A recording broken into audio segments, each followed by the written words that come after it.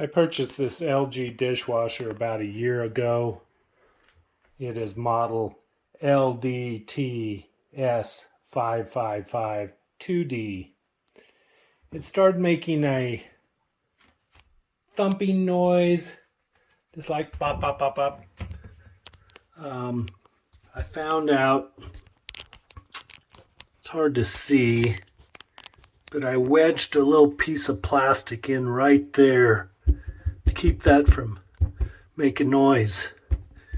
It don't bounce up and down. Those clips, I guess, weren't tight enough, but that solved the problem.